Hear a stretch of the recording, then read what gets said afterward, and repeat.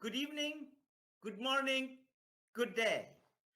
My name is Moazli Mayem. I'm the Lynn Pippinger Dean of the University of South Florida MUMA College of Business. And let me tell you, I am so happy, so excited, so honored to see you back for the second week for the Diversity, Equity, and Inclusion in the Workplace Certificate at the MUMA College of Business of the University of South Florida that we are doing in conjunctions with Jabil and the Tampa Bay Lightning. And guess what? We are now more than 125,000 participants. Yes, almost 130,000 participants. And I cannot say enough to thank the team who worked really hard to add all the people on the waiting list. But now we have to close the registrations, and don't give up if you couldn't make it. We promise we will keep your email with us, and then we will inform you as soon as this certificate and others are offered again.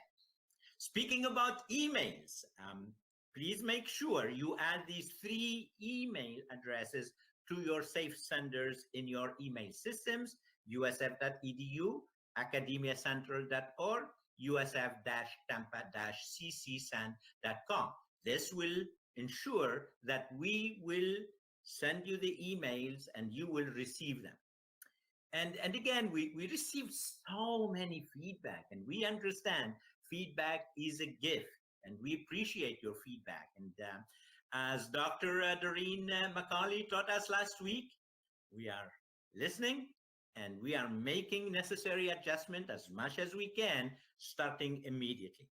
So talking about the feedback, let's see what we are changing starting now. The first thing that we are changing is that many of you said that that chat is really just displaying very quickly and annoying some people, causing them to lose concentrations. I know it did it for me too. So we're listening to this and we are hiding the chat, deactivating it on the YouTube channel. But please remember, we want, we need, we value your feedback, your experiences, your comments. This is how we all can improve. So you can provide your feedback and your suggestions, your experiences through LinkedIn at USF MUMA, or using Twitter at USF DEI certificate.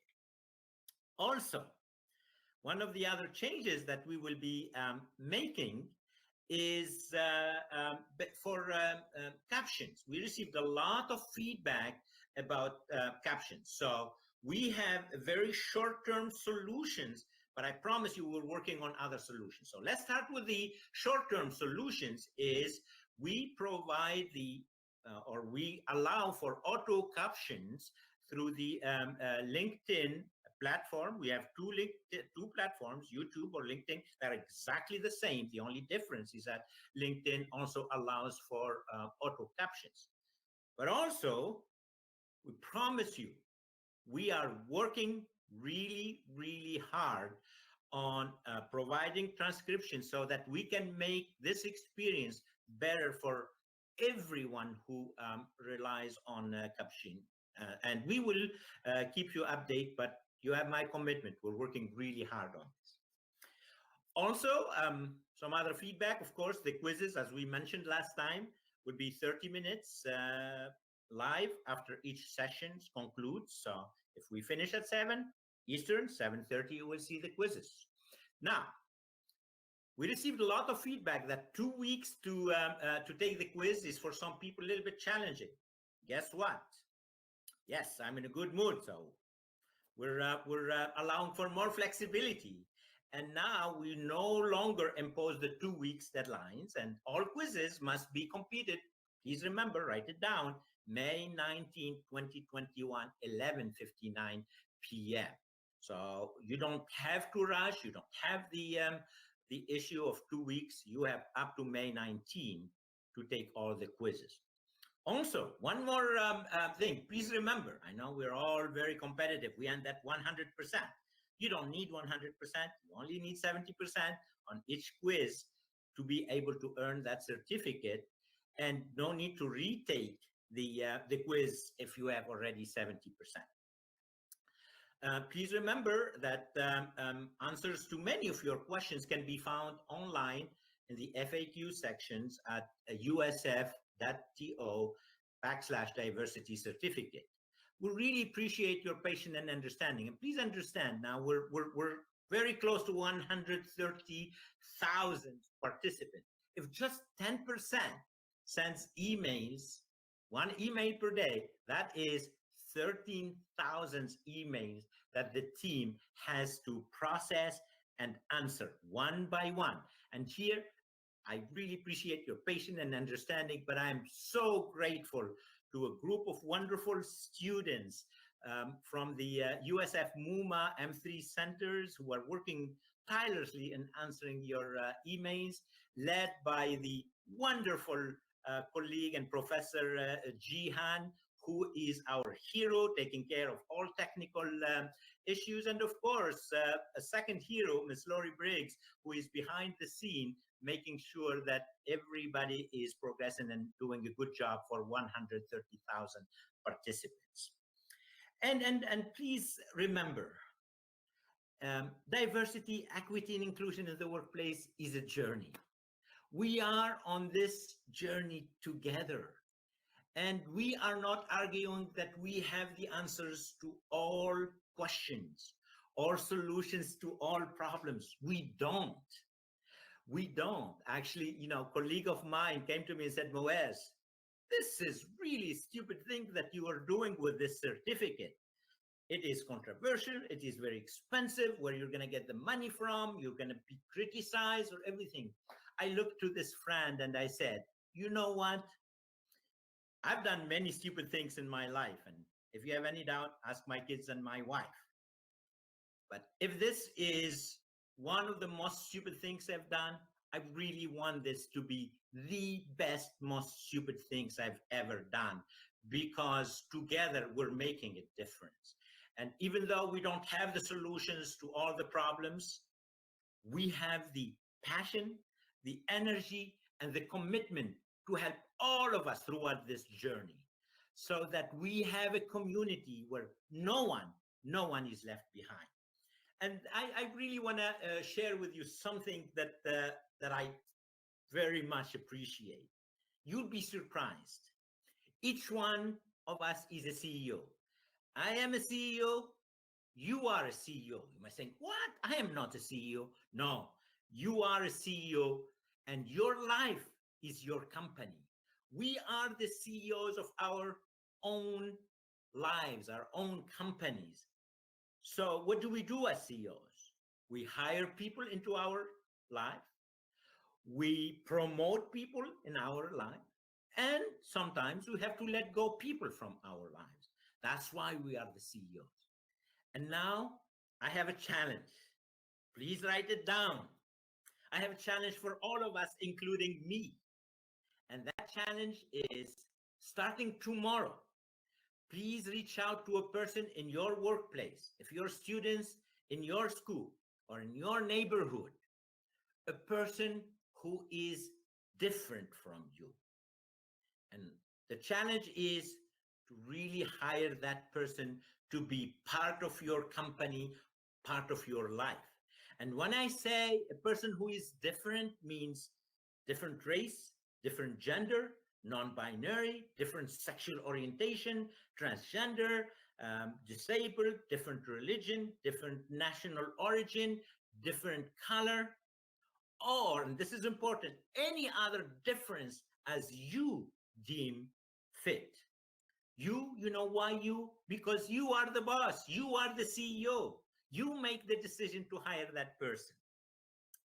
And now also, based on your feedback, we wanted to give you a little bit of what will you see tonight. So remember, each module will have 3 sections, and each section is really important for the overall goal of the module. So opening sessions, a second segment with a keynote. Usually the opening session is also a panel. The second one is usually a keynote speaker and an instructional segment.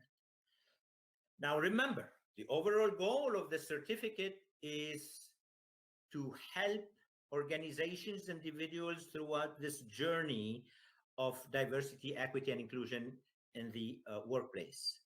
Today, we have a tremendous, really a great session. I think you would absolutely love it. The purpose of the goal is to learn about stereotypes and biases. We all, in the workplace, of course, we all have these stereotypes and biases. So we will learn with these three wonderful colleagues, Cecil, Tony, and Alexis, how do we detect these biases and how can we in our organizations, in our lives, try to address these stereotypes and biases who could be really damaging and lead to discrimination and racism in many places.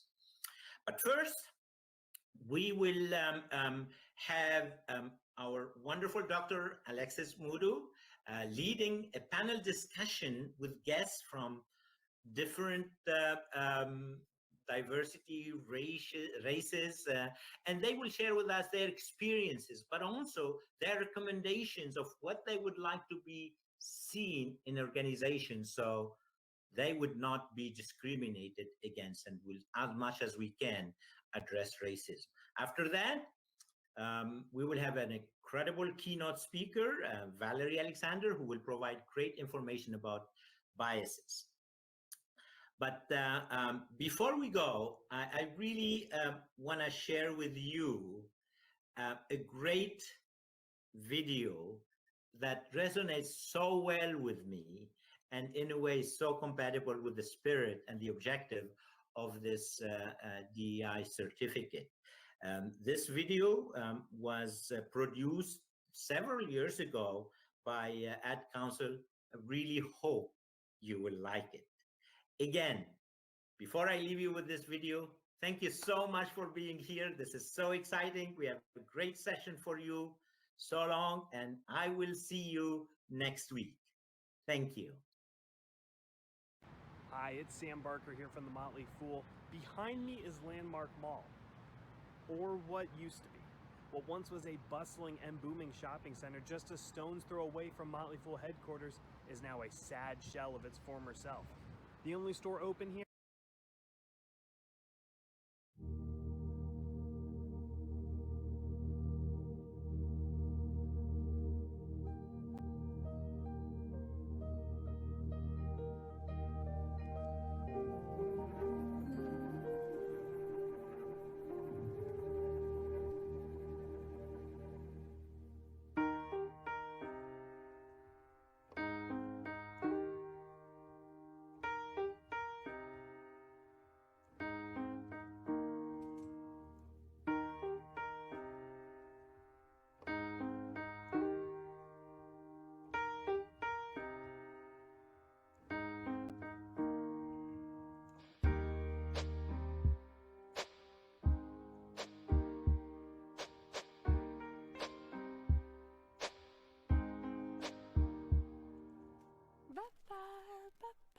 and I can't change,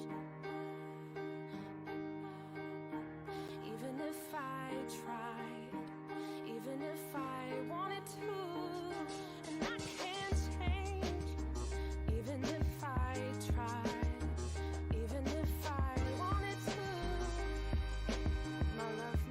My love, she keeps me warm, she keeps me warm, she keeps me warm, she keeps me warm.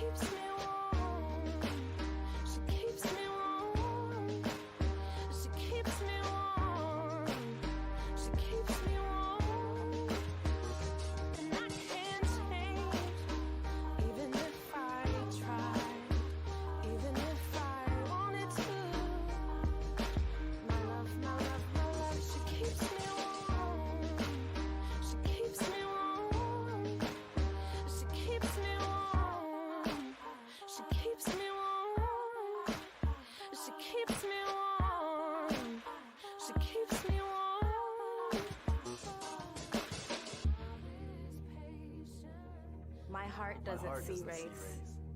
Love has no age limit. That's my best friend. We are neighbors and best friends. We all have different religions, but we have universal love as well. I love my sister. Love is love. Our family is no less than any other family.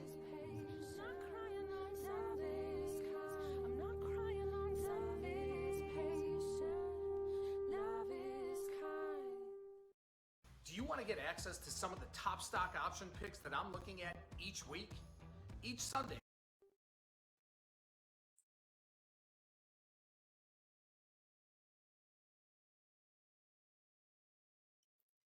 Thank you, Dean Lamayam. And this video is beautiful, but let's remember that it is 5 years old and hearts have not embraced race, as we've seen in the last year and certainly recently with the aggressions, violent aggressions against Asian Americans, and certainly with George Floyd's trial ongoing right now and the brutalities that Black people have suffered in history and have been showcased in the last year. So thank you for that video.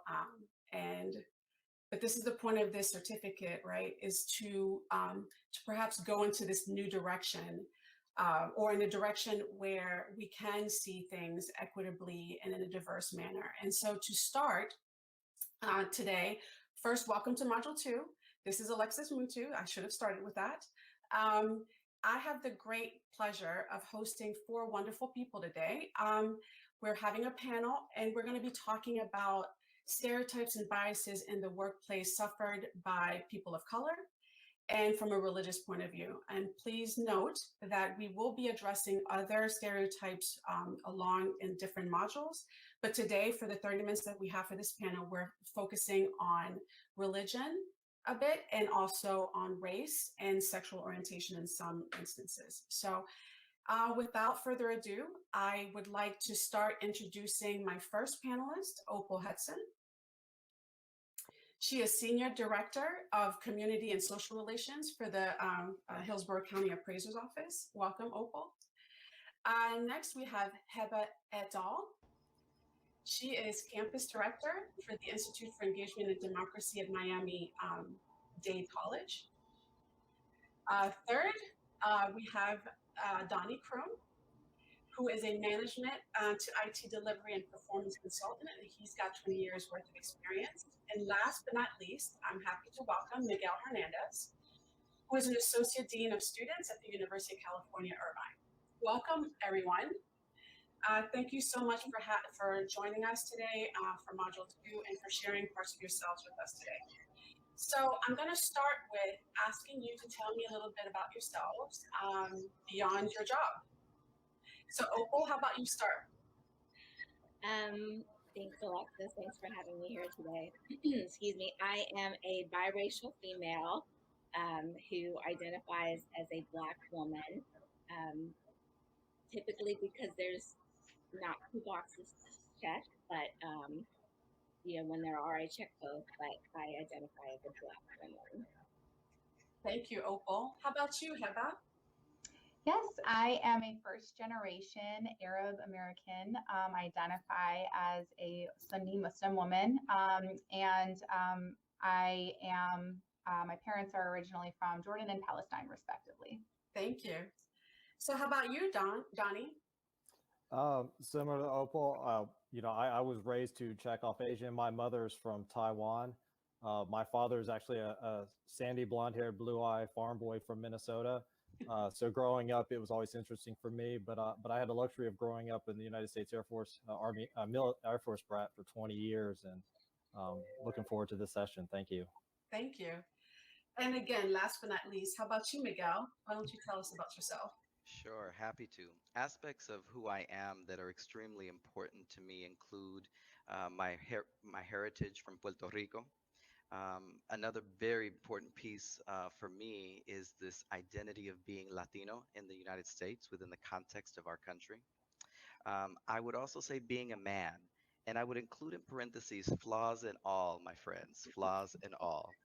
And finally, as I thought about our panel discussion today, another very important aspect of my identity is being a member of the LGBTQ community. Specifically, I identify as gay. Thank you so much again for sharing of yourselves. It's very important as we are talking about stereotypes and biases through this module. So my next question is, and I'm going to go in the order where I started, right, with Opal.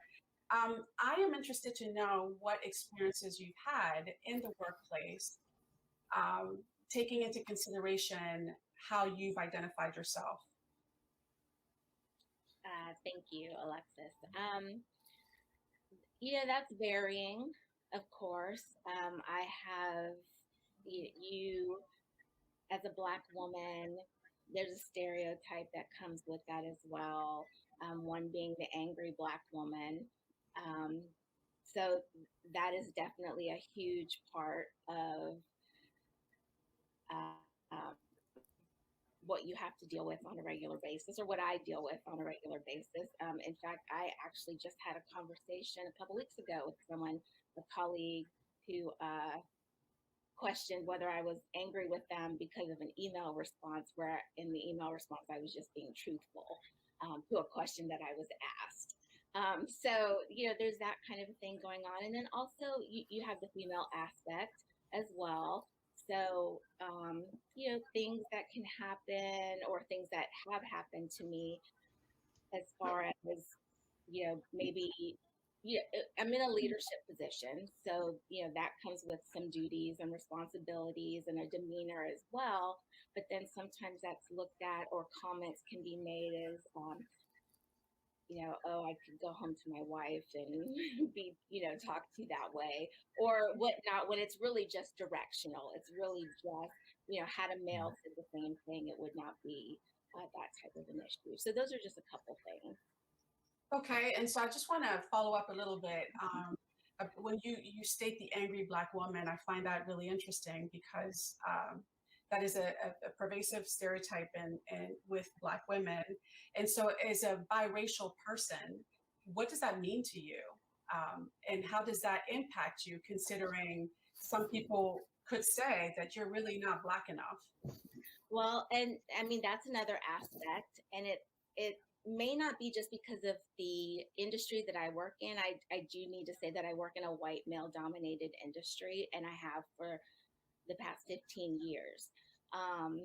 So keeping that thought in mind, I don't so much anymore, but I have in my lifetime been, you're not Black enough, you're white, or you're not white enough, you're Black. When really I'm just me. I'm just who I am. I was raised to be very proud of who I am. I was very fortunate. My father is Black Bahamian. My mother is white from Pennsylvania. And I'm proud of them both. And they both raised me to be very proud of who I am. As far as the angry Black woman, I find it very offensive. I find that being able to communicate is important. Especially in the professional, in the work environment. And I think that a lot of times we end up in situations where we're asked questions, but we really want the answer that we want. As human beings, we do that. And so when we don't get that, then it's taken a certain way. So, I just learned a wonderful phrase. Thank you for understanding and appreciating what a strong leader I am. And I'm going to start using that. But it's very offensive. It's very offensive. It's very disheartening. And you feel like you are being dismissed from the conversation. And that it's all about, and that goes for the woman part as well. It's all about your emotions, when really you were just trying to communicate professionally. Thank you so much, Opal, for sharing. So Heba, I'd like to ask you the same question, right? So what experiences have you had as a woman who is Muslim in the workplace that you have found difficult? Absolutely. Thank you for that question. Something that sticks out to my mind, and I know I've had conversations about this before, is that I'm aware that looking at me, people may not automatically think or assume that I am Muslim. It's very much a part of my identity. It's who I am. I mean, I wake up every day practicing my faith and trying to practice the best ways of my faith. But a lot of times when people learn, and in the past this has happened a lot, they learn that I am Muslim in the workplace by either because maybe I need some extra time for prayer, maybe I have to take a holiday off because it's, you know, our holidays don't really tend to fall on the traditional holidays in this country. So I'm looked at like, you don't look Muslim. And I always think in my head, and I've become more vocal about this because I think it's important, these microaggressions or just implicit biases, there really is no way of correcting that unless I speak up in a respectful way, right? And that is a teaching of Islam, like to be as respectful as possible and be as kind as possible. And so now when I hear that, my answer back is there is no one size fits all for religion. You cannot look like a religion, right? And it's important to understand that I am Middle East. I am of Middle Eastern descent, but it's important to understand that not every Middle Eastern person is Muslim, just like not every Muslim is Middle Eastern. There are different races, ethnicities, and all of that. Another thing that really sticks out and really feels like a punch to the gut whenever I hear this, or it's feedback from hearing that I am Muslim, is that I don't act like a Muslim. And I know that this goes back to that omnipresent level of fear mongering that controls narratives of Islam. I understand, and a lot of times maybe people have not invested in the knowledge about my religion, but I wake up every day practicing kindness because that's an important part of my religion. I wake up every day trying to be the best version of myself that I can be for my faith. That's my identity. That's who I am. I pray, I fast when I need to. I'm Muslim, and to hear I don't act like a Muslim hurts. And so I think these experiences, I've learned how to respond back to it in the best way possible. But I think it's important for people to remember that sometimes innocently having feedback about something that you may not know too much about, and you have not invested that knowledge in it, on the receiving end, it speaks volumes, and it's things you never forget, because I have not forgotten that. Thank you so much for sharing. That's such a powerful way of expressing yourself and making all of us understand the stigma that is attached to your religion that is, you know, completely out of turn, right? And so thank you. So Donnie, so you shared with us that you're also biracial. I was really interested in understanding what your experiences have been as someone who is, you know, half white, half Asian in the workplace, and if you've experienced any kind of stereotypes and biases that have made it difficult for you to feel comfortable in those spaces. Yes, thank you, Alexis. Absolutely. Let me talk about something else first, real quick. You know, my father, he experienced it when he married an Asian woman in the 70s.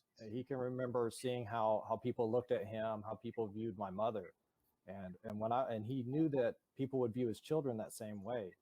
And my brother and I, we both favor Asian, but at the same time, I fully recognize I don't sound Asian to people. I fully recognize that sometimes I'm in a privileged circle where people will look at me as a white male. Growing up, similar to Opal, we talked about this previously, you know, if there was only one box to check, my dad made sure I checked the Asian box. He wouldn't let somebody take that from me. He wrote a poem for me once, dealing with the fact that I struggled in certain circles where I was, if you will, the token white boy. In other circles, I was the token minority. I've seen the same thing in the workplace at times. I've been part of leadership teams where it's all males, all seemingly white males. And there are inappropriate stereotype jokes, people sharing different things that they've posted, that they've seen online, not that they've posted, but they've seen online, videos. You know, it's conversations that occur that I think that if somebody was more maybe pronounced minority than myself, or a female, they wouldn't do that in that space. And so I sometimes wonder, do they not recognize or see me in that light? And what I've also seen is that, you know, vice versa, and is actually applied into the same organization. A lot of the other, if you will, people that identify with other races, minorities, they would come to me. I was the sounding board because they did recognize that. They knew that I saw and I understood what was going on there. And it's really tough, especially when you work in organizations that have a The way it's been explained to me, it's a cronyism type atmosphere where the people at certain levels are pointed in and brought in. It can be very difficult when others aren't being heard. Thank you so much, Donnie. And so, Miguel, can you share what some of your experiences have been? Your identity is so intersectional and fascinating to me. And so I'm really curious to know what experiences you've had in the workplace. Absolutely. I think a principle that guides my work related to diversity, equity, inclusion comes from my Taino and Arawak ancestors. It is a practice that really connects to commonly to First Nation Native people in this country. It's the practice of storytelling. I believe that storytelling has the power to really change people's minds and people's hearts. And so now I'd like to share a little bit of a story with you all related to the topic of stereotypes and bias. On Saturday, June 11th, 2016, I was a doctoral student. I worked full time, and the month of June is a beautiful month where things calm down. It was so exciting. And some friends invited me to go to Universal Studios, and I was like a kid again. Like the park, I hadn't been in years, roller coasters, all of it, ice cream. I was so excited. And so we ended up spending the day in Orlando at Universal Studios, and it was a beautiful day. And throughout the day, we were trying to be what my college students tell me is grown. We talked about going out after the park and enjoying nightlife. And the conversation kind of went in and out of that idea for the rest of the day. By the time we got to dinner, the conversation dragged on and we looked at each other, and unfortunately we had to admit that we were not as young as we used to be, and it was in our best interest to take the win of enjoying the park all day and head back home to our respective homes. Well, in the early hours of June 12th, I ended up arriving back in Tallahassee, and that is the time when the mass shooting at the Pulse nightclub in Orlando began. I'll never forget the first phone call I got shortly after the shootings happened and began being reported. It was from my best friend asking if I was okay because she knew that I had been in Orlando. Soon after that, I got calls from family, text messages from family, all hours of the night, checking in, saying, "Are you good? Where are you? What's happening in Florida?" For many of my family members who don't live in Florida, geography doesn't matter. And so the fact that the reports were coming from Florida, everybody was in that place of crisis for my family. And so, what I want to share is that the next day, Monday, at work, the responses from leaders and managers ranged. Some leaders and some managers checked in individually, personally, privately. Others didn't mention anything. Some managers didn't bring up the incident at all or the multiple connections that I had to this particular crisis related to being Latino, being from Puerto Rico, and being gay. I also noticed in the days after that first week on our campus that the LGBT staff from other units were checking in on each other because our leaders and our managers were not checking in on us. And so we had to do that work for each other and with each other. And the thing that stands out to me, even today as I reflect on this, is that many of my colleagues talked about this idea that the silence that came from supervisors, mentors, people we looked up to and respected, and wanted to work for and learn from, added to the trauma and the difficulties of navigating that space.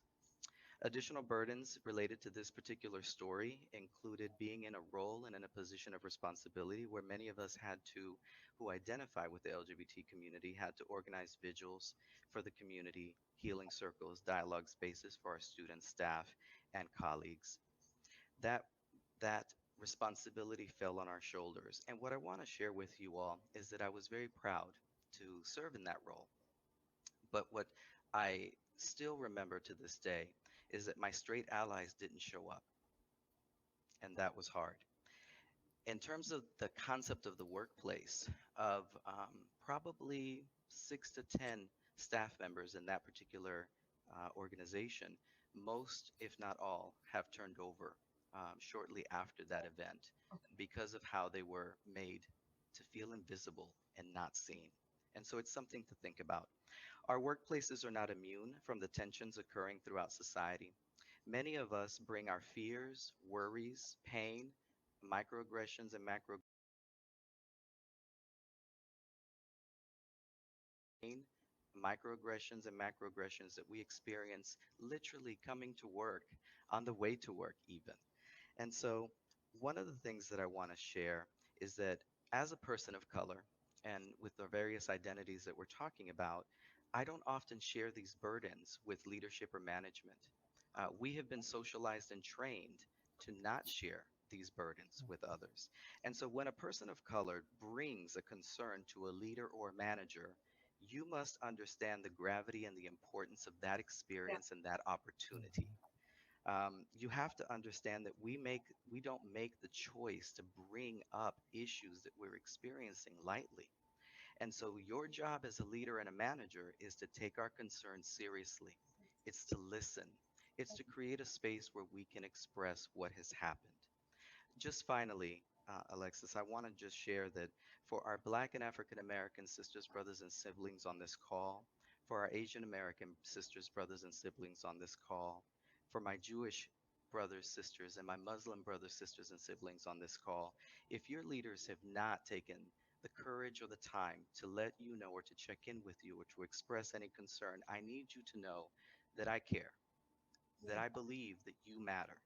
I also need you to know that your family's existence matters to me, and that I give you my word that I will continue to use my spiritual, social, political, and economic privilege to continue advocating for a positive, sustainable change in the workplace and throughout our communities. Thank you for hearing my story. Miguel, I can only say thank you because in listening to you and to Donnie and to Heba and Opal and thinking about my own experiences as a Black woman, a Black woman who's proud to be Black, right? And who understands my privilege because of my perceived lighter complexion or whatever else, I appreciate you making it clear that your experiences are similar to mine, or similar to Opal's, or similar to Heba's, to Donnie's, and so I thank you, right? I thank you very much. And so this is a good segue, right, into my last question to you. So, you know, when you think about what can people do, right? I mean, so Miguel said to listen, and we'll talk about that more during the instructional piece of this module. But Opal, what do you think people could do in positions of leadership in your workplace to make your experience better and more effective? Thanks, Alexis. I just want to say real quick to Miguel, that was just the most beautiful thing. Shame on you for making me cry on live video, but I will see you later on that. But I mean, I can really resonate with the feelings of what you were experiencing, although be it in a different aspect for myself.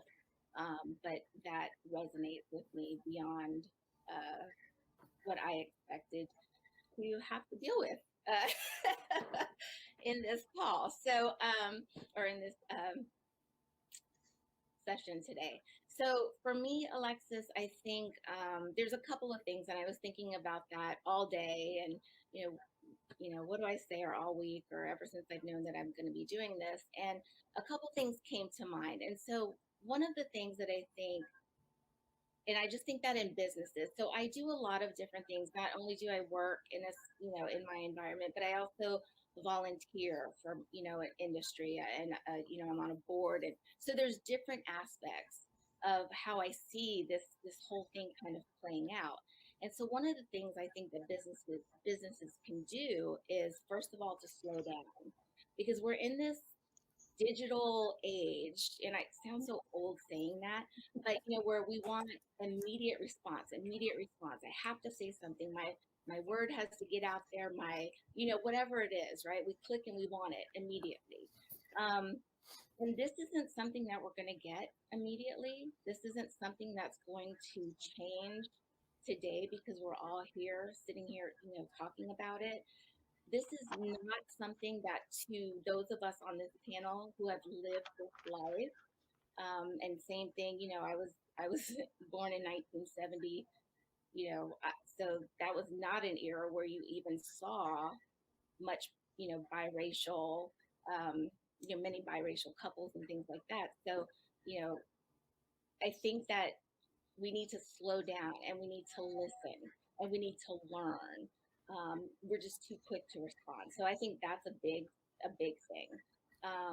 Then we also need to create a truly safe space, and we all need to start speaking up. And I say this as a Black woman, and I'm not sure, maybe some of the other panelists have this issue, but because I am who I am, and it's not because I'm a Black woman, it's because of who I am. I am vocal. I do care. I will speak up. I'm okay with doing things like that.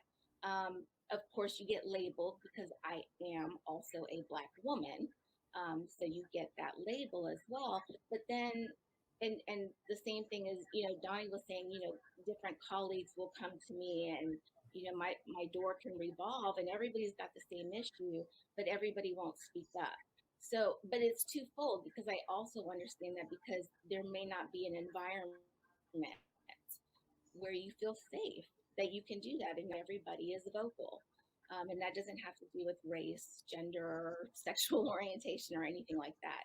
But it does help too because it can't always be that one person, and especially that person who may already be stereotyped and maybe unconsciously biased, Thank you so much, Opal. I appreciate it. Thank you. So what about you, Heba? What would make your workplace more comfortable? I have to say that I am in a workplace where I don't feel that, right? I don't feel that my voice cannot be heard. I work for a very compassionate and empathetic leader. I work in a team that understands, in a very diverse team that understands what it means to be inclusive and equity, right? But I do want to speak on behalf of what I do want to see in other workplaces that maybe I've worked for in the past, as well as individuals that may be feeling this, that are on this call right now, is that I said this before, and I'm going to say it again, is invest in understanding. Invest and be cognizant of stereotypes, not just with Arabs, not with Middle East people of Middle Eastern descent, but also Muslims, and also with everybody, right?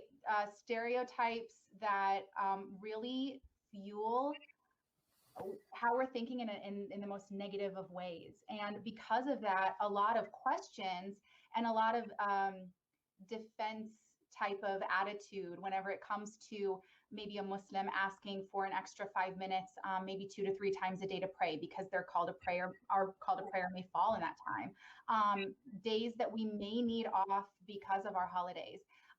The fact that, if you're partaking in after work, for example, in an activity that includes drinking, understanding why a Muslim is not alienating themselves, but the fact that they just are not comfortable to be in that environment, right? Understanding and investing that time, it will make the workplace such a healthy environment. Your subordinates, your coworkers will feel safe. And having that open space to have that dialogue is important. So I just think that I'm so thankful that I'm in a workplace that I have that. And even if that was not the case, I'm okay with speaking about something I'm uncomfortable with, right? But many people aren't. One thing that I do want to say on this call is, I said this before, but I know that I don't wear hijab, right? So when someone looks at me as a Muslim woman, that's not a target, right? Because I don't wear it. So I want to also note that in the workplace, whether it's a new employee or somebody that just started wearing the cover, the hijab, make sure that microaggressions or that the way that you're feeling, don't simply judge someone based on their hijab in the workplace. Don't ask them these questions of why they do it or assume that they're oppressed because they're wearing a hijab. Ask intentional questions by investing in that understanding, of course, to make them feel safe. Because that also is another thing, because a lot of times when you see a hijab on a woman's head, that's the only thing that you see and you don't see past that. Thank you so much, Heba, and such great advice, and I appreciate it. And so, in the interest of time, we're going to ask Donnie and wrap this up in a bit. But so, what are your ideas around how to make a workplace better for someone who is, of Asian descent and wants to feel included and safe in a workplace? Okay, thank you, Alexis. I think part of it goes back to what Opal was saying as far as slowing down. I like to believe our society's come a long way in my lifetime, but I certainly recognize we have a long way to go, and I don't think there's a shortcut. But I hope that this session hopefully accelerates that. I'll give you another example from the previous question that will tie into this. Being somebody who was raised by a mother where English was her third language. I've been in situations, I work in the technology sector. I work with a lot of people from Israel, India, China, and I've had people look at me as a universal translator. And there are people that react in terms of, well, they just need to speak clearer. Right. And then there's other people who react in, I'm sorry, I don't understand, because they know they're not as fortunate as I have to be able to have that ear, that trained ear. And so, going back to something Opal said, I think creating a safe space for those to try to figure out how do they come out when they're not as familiar with somebody like me or somebody who's accustomed to somebody else where English is not their first language. How do they approach and speak to them? But how do they interact with them so that they don't offend them? But I've seen people offend others or say we don't want them presenting because their English is not as clear. So that's definitely a solution. Much more, but I certainly recognize we have some time constraints. Thank you, Alexis, so very much.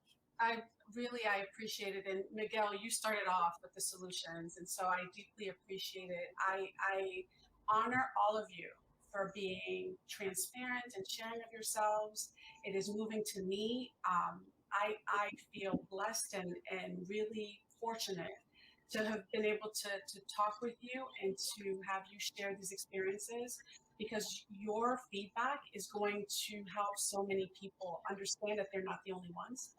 And so thank you so much. And I wish you a great rest of your day and appreciate you very much. Thank you so much. Thank you. Bye-bye. So now, without further ado, I am very, very, very fortunate to introduce you to our next guest speaker. Her name is Valerie Alexander. She is a renowned author, and she wrote Happiness as a Second Language. Welcome, Valerie, and thank you so much for joining us for Module 2. Thank you. You're on mute. It's so funny because I unmute right before I started speaking. It's an extreme honor to be here, and it's fantastic to follow that panel because so much of what is already said has reflected the things I'm going to be talking about. So let's go ahead. I want to get my presentation started today so that we can dive right into bias, brain science, and stereotypes, or how I learned to stop making my coworkers feel like the other. So one hot day in Los Angeles, long before any of us ever heard the words social distancing, I was at Starbucks meeting with my bookkeeper. We sat at one of those big round tables in the middle because it was so crowded. And we were there a long time because I don't do my books very often. And various parties came and joined us and left. And one party was a woman with her 3 children. It was a little boy who was 9 and little girls who were like 6 and 7. And the little girls were so adorable. They were both trying to sit on the same stool next to mom. And then at one point they looked up and they noticed that my bookkeeper's hair is purple. And they were enthralled. So we got to have a really fun conversation with them about purple hair and their favorite colors and what books they were reading. And then they got up and left, and I turned around to my bookkeeper and I said, I am so curious about that little family. And she said, I know. But both of us knew better than to ask any of the questions we had about that family. Because you see, the mother was white. She was clearly white. And the 3 children were Black. So I want to ask you, what kind of questions does that family get asked every day? In fact, I'm going to launch this as a question. If you can either go to that tinyurl.com/speakinclusion, or with your phone, scan that QR code. that will open up a poll where you can answer that question. What kind of questions do you think that family gets asked every single day? And it is very important that you participate. As you're typing, you might have figured out by now that this right now, this talk is not a check out, check your email, play checkers on the side experience. It's time to opt in, to lean in, to get your whole body and brain into this, because your participation is required for us to make progress, for your company, your community, and this whole world to become more open and equitable. None of us can opt out.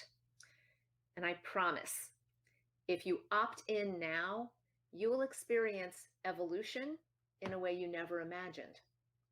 So hopefully you've been typing this whole time. Hopefully you got the URL to work, or the QR code opened up the poll question for you, and you've had a chance to type furiously. Some people can't type while someone else is talking, so I'll give it 10 seconds for everyone to finish typing the questions that family might get asked.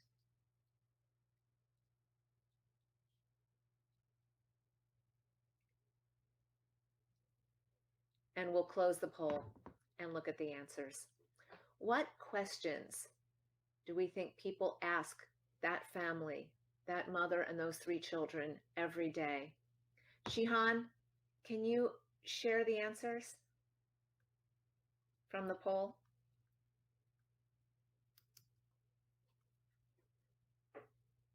This is going to show up as a word cloud. And the way the word cloud works is the words that showed up the most are the ones that we see the biggest. So of course, adopted, Black, mother, father, children, nanny. Because these are the questions that are asked of that family. Are you the nanny? Where is their father? Are they adopted? Did you adopt them? Whose kids are they? And if, by the way, this is your lived experience, I would invite you, if you're on one of the platforms where there's chat, if you're on LinkedIn, or if you're using that USF DEI cert hashtag on Twitter, share with us some of the actual questions your family has been asked in this situation. And we have to think now about what message that sends those children. What message does that send to those children? And again, if you're on LinkedIn right now, you can go ahead and drop it in the chat. I'll be able to see that as to what message gets sent to those children. Someone asks the question, are they adopted? Are they yours? Where did you get them? Where did they come from? Is the father Black? What is the message that is sent to that children? Someone wrote, why are you here? And we're seeing the messages are things like, you're different. You're not the norm. You don't belong. It doesn't matter why the person is asking. It doesn't matter what their intentions are. The message is the same. And that message is, you are the other. It's the same message an Asian job applicant born in Texas gets when the manager asks what country he's from. Or the scientist who was always asked to explain the behavior of the members of her religion by her lab director whenever they're in the news.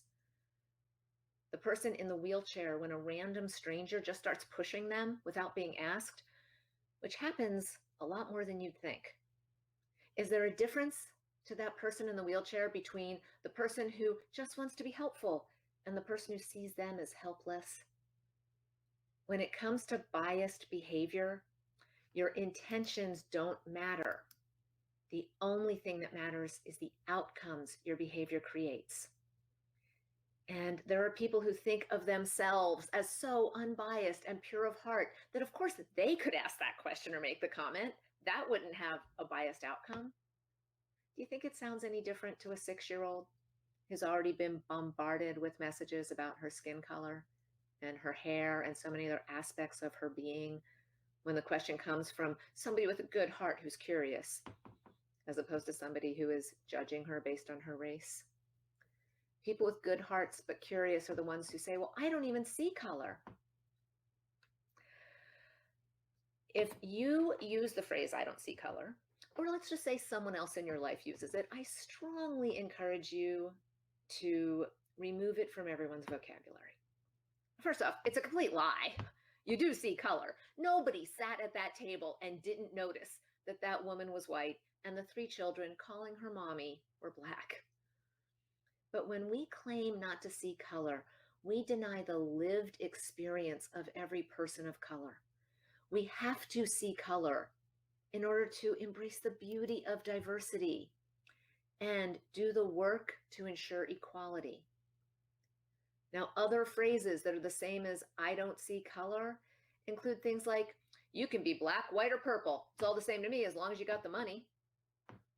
Tell that to the family trying to buy a house in a neighborhood where the police are called when they tour that house with their realtor. People say, it doesn't matter what anyone looks like as long as they can do the work. Tell that to the 110-pound woman applying for a job in a warehouse who is fully capable of doing the heavy lifting. Or, I just want the best person for the job. And I know a lot of people just went, what? How is that bias? How is that problematic? There is no deciding who is the best person for a job without the beliefs of the decider coming into play. And all kinds of unexamined, unintentional, implicit bias shows up in those measurements. When symphony orchestras were 90% male, the panels who ran auditions said, we can't help it, the men are just better musicians. But since auditions now take place behind a screen, hiding the identity of the auditioner, more than 40% of vacant seats in symphonies have been filled by women. Do women just play significantly better when they're behind a screen? Or do we get a more equitable outcome when the bias of the examiner is taken out of the equation? If you have a human brain, you naturally have bias. If you're taking notes, please write down, I have a human brain, therefore I have bias. If you watched my video prior to this, you'll understand why that is. You'll remember that your brain automatically triggers the release of cortisol. That's the stress hormone when you encounter anything or anyone you aren't expecting. So let's take the shame and judgment out of what we're going to talk about. Everyone with a human brain has bias, and we have to admit it openly, or we're never going to be able to address it. If you are feeling judged right now, that's the feeling I hope you can lose. We move forward a lot faster if everyone stops leading with protecting themselves and their positions. Take a deep breath. Deep breath dissipates cortisol. And drop your defenses. Be open to hearing things about your brain and your company and your community that have room for improvement. The biggest room in any house is the room for improvement. Today, I'm going to share tools you can use to outsmart your brain, to outsmart your unconscious bias, both in yourself and in your company. The fact that you're here means this is something you're striving to get right. So here's the first bit of discomfort for me to share in a session in which there's going to be a lot of really good discomfort because nobody grows inside their own comfort zone. There's no right. It's not a checklist. One person's, I'm okay with that, is another person's, I'm offended. And that's because races don't have feelings. Genders don't have beliefs. Sexual orientations don't have opinions. People have feelings and beliefs and opinions. Right now, think about your gender. Take 5 seconds to really drop into yourself and think about your gender. Is there a belief you hold that is held by every single person who identifies as your gender? What about your nationality? Your sexual orientation? If not, then why do we think that's true of anyone else? Seeing someone as a representative of their entire group instead of as a unique individual is a form of stereotyping. If you know that you hold a fundamental belief about an entire group of people, and here's an easy test. If someone from that group does something and you think, typical, catch that. That means you hold a belief about an entire group of people. whether positive or negative, if you hold a belief about an entire group of people, but you can get yourself to see just one person, just one individual from that group as different from what you believe about the rest of them, then guess what? Guess what? That is so much worse. Don't do that. That's as dangerous and damaging as any other form of bias. That's thinking of somebody as one of the good ones. And it's awful. When you think that way, they have no freedom to fail. And when you take that away, you take away creativity, you take away innovation, you take away attempts at success. Thomas Edison said, I never failed, I just had found 10,000 ways it wouldn't work.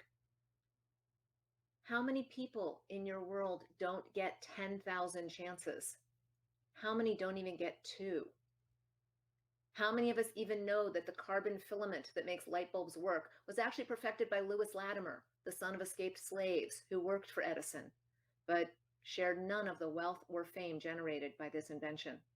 Why is my power company called why isn't my power company called Southern California Latimer instead of SoCal Edison? And one last point. The person you're judging based on a single aspect of their identity knows that you will hold your failure against everyone else who shares that aspect of their identity. This is called stereotyping syndrome, and it's a very real factor in workplace behavior. People stop trying when the consequences of their failure are so much greater and extend far beyond just themselves into their entire community. Think of the unfair burden that puts on someone to have to show up in a workplace every single day where they are already challenging the norms and then have to represent an entire gender or race or nationality or religion. I call this the Jackie Robinson standard. Jackie Robinson was the first Black baseball player to play in the major leagues. How did he have to behave? And if the chat were running, people would answer in the chat, and somebody eventually would say, he had to behave like the white players. No, he didn't. The white players could be as big of jerks as they wanted to be. Did Jackie Robinson have the freedom to charge the mound when he got hit by a pitch? When a ball got thrown straight at his head? And he got hit by pitches a lot. Or did he know that if he charged the mound even once, it would destroy not only the opportunity for him to play in the major leagues, but for everyone who looked like him to play in the major leagues? So ask yourself, who in my workplace is required to be perfect just to be seen as belonging?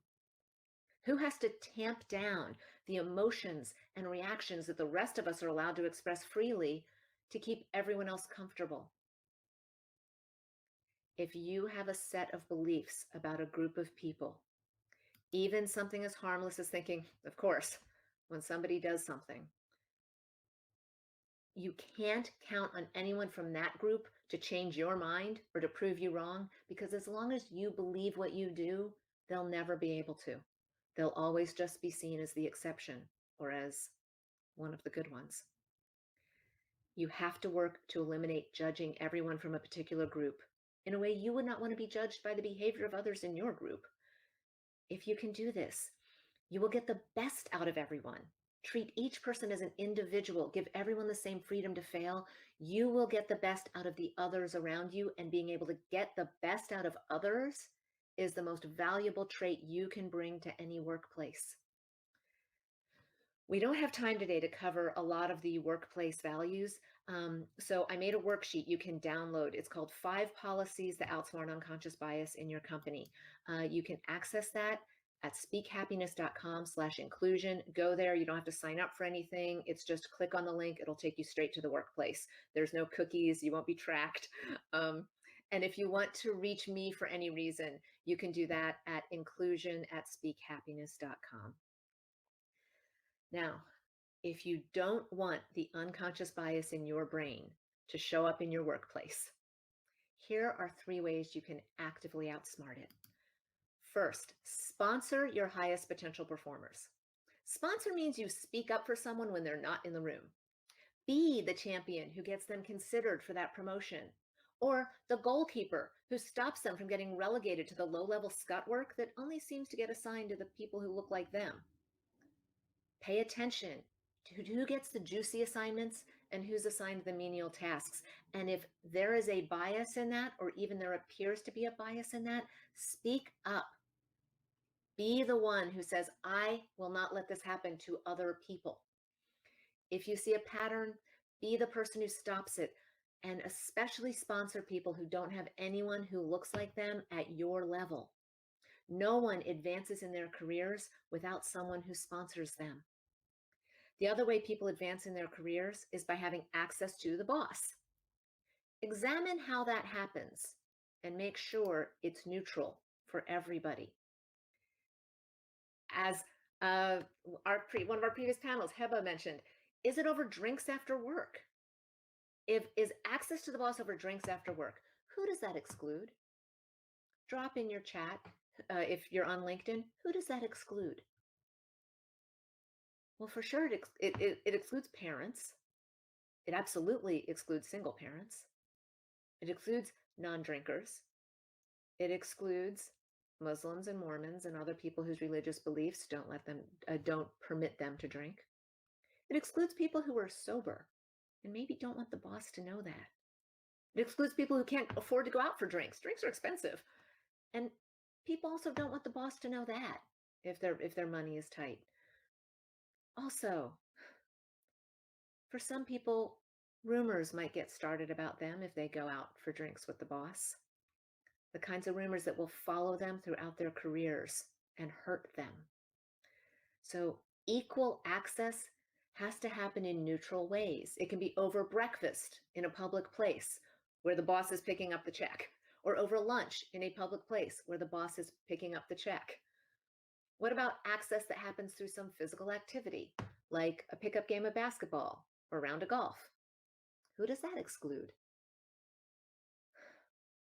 Access to leadership has to be equally available to all.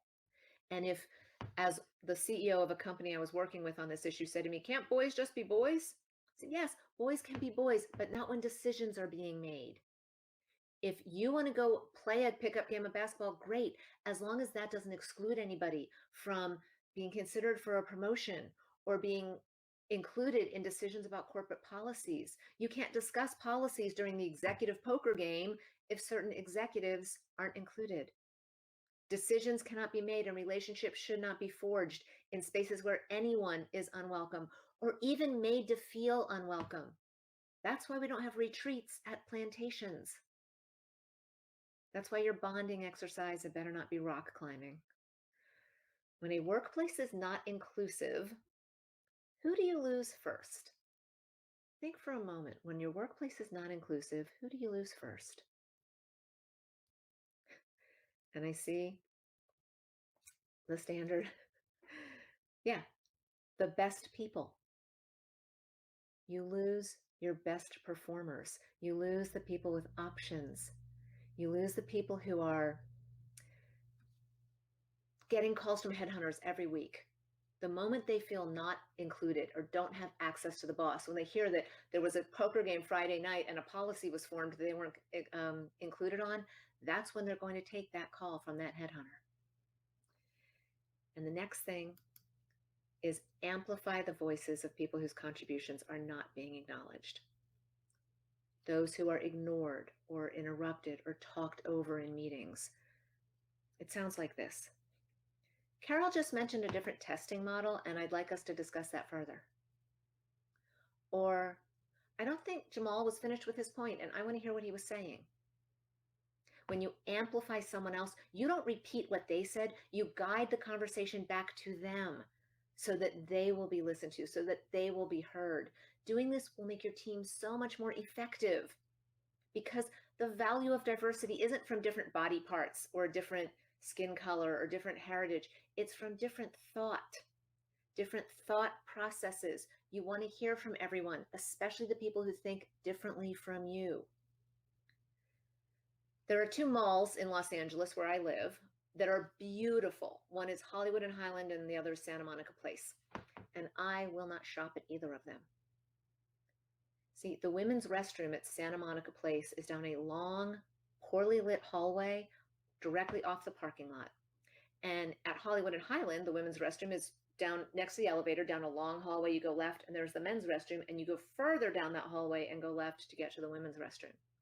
When I told my husband that that's why I don't shop at those places, he said, well, wait, don't women want more privacy when they go to the bathroom? And I said, no, women want to not be sexually assaulted in a part of the mall that's so isolated nobody can hear them scream. Santa Monica Place was designed by Frank Gehry, but there was a massive redesign done by a designer named David. And I don't know who was the specific designer who designed Hollywood and Highland, but the principals at the firm are Stanton, Matthew, Peter, William, James, Barry, Sean, Douglas, and Ming, who was a man. I don't know if any women had a voice in that design process for a mall. Think about that for a second. But I do know that when I go to either of those places as a woman, I don't feel safe. That's why you have to make sure you're hearing from everyone. That's why you must amplify voices in our companies so that costly mistakes aren't made. How costly? Hollywood and Highland is being completely revamped after being open less than 20 years. They built the mall as an homage to Hollywood, meaning they had the entire history of Hollywood and every movie ever made to choose from. And they decided to base the entire mall's design on a D.W. Griffith movie called Intolerance, which was the movie he made in response to how angry he was that the NAACP was protesting his other movie, Birth of a Nation, widely regarded to be the most racist movie in history and credited with revitalizing the Klan. And the optics of that at Hollywood and Highland finally became too much. So after less than 2 decades, they are ripping out the entire design and starting over. This isn't trivial. It includes removing 40-foot-high concrete elephants that are on 3-story tall pedestals. But let's move past the monetary cost of that for a second. According to their press kit, 25 million people visit Hollywood and Highland annually. So let's do a little math. If mall visitors reflect the US population, and I don't know why they wouldn't, then 13.4% of them are Black.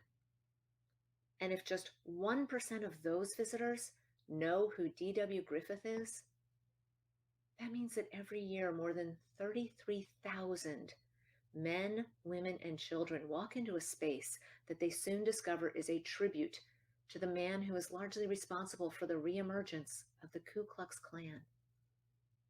How welcoming does that space feel? What kind of trauma does that impose? What does that do to their dream vacation to Hollywood? Again, we have to ask, whose voice wasn't in the room when that decision was made? One thing you can do to sponsor, neutralize, and amplify is to recognize when someone is being treated differently in your workplace and speak up. Pay attention to who isn't getting invited to lunch with executives, who doesn't have the same support from subordinates, who gets more pushback from clients, whose expertise or knowledge is questioned at a disproportionate level when someone else's is just accepted. Remember, you don't get innovation unless everyone is given the same freedom to fail. But more than that, it is exhausting to always have to prove your intelligence and prove your competence and prove your worth, especially when others around you don't have to. And that level of exhaustion is unsustainable. So you will lose the people who have to put up with it. And who do you lose first? The people with the most options. We all have a need and an obligation to look at these issues and examine the part we play in them, regardless of our own backgrounds. I grew up poor in a small town in southern Indiana where one of the largest social clubs was the Klan, and my maiden name is Horwitz. So I know what it's like to be at the other end of discrimination. I know what it's like to be at the other end of a hate crime and victimized twice when the authorities took the side of the perpetrators. But those things don't cancel out the enormous privilege I experience because of the color of my skin, the country I was born in, the language I speak, my cisgendered able-bodiedness. I know what it's like to be the only person of my religion in the room. I know what it's like to be the only woman in the room. I was an investment banker. But I have no idea what it's like to be the only person of color in a room, to be the only immigrant in a room, to be the only person in a wheelchair in a room. So when someone with that lived experience comes to me and says, what you did hurt me, what you said diminished me, your actions limited my opportunities, my only response is to say, tell me more. I'm listening, and I promise I will work to do better. What I cannot do is try to justify my behavior or explain my intentions, because intentions don't matter, only outcomes. I had the opportunity to put this into practice this week. Everyone was asked to watch my talk, How to Outsmart Your Own Unconscious Bias. We did that because time here is so limited, and that would have laid a groundwork that we could get beyond. But after watching it, one of the members of this class sent me an email and included this, which I'm going to read. I appreciated your perspective, but did want to ask you to reconsider your use of the ancient Chinese blessing, which was paired with an image of a fortune cookie. Given the recent national attention on anti-Asian sentiment and hate crimes, I wanted to make sure you were aware that this is absolutely not an ancient Chinese blessing, nor are fortune cookies to be found in any kind of Chinese restaurant in China. All this did was immediately signal to me that this talk would not be for me, that something vaguely attributed to Asians was again being used to signal exoticism and relegate me to being a perpetual foreigner. I, of course, had the immediate cortisol response to that, flooding into my bloodstream.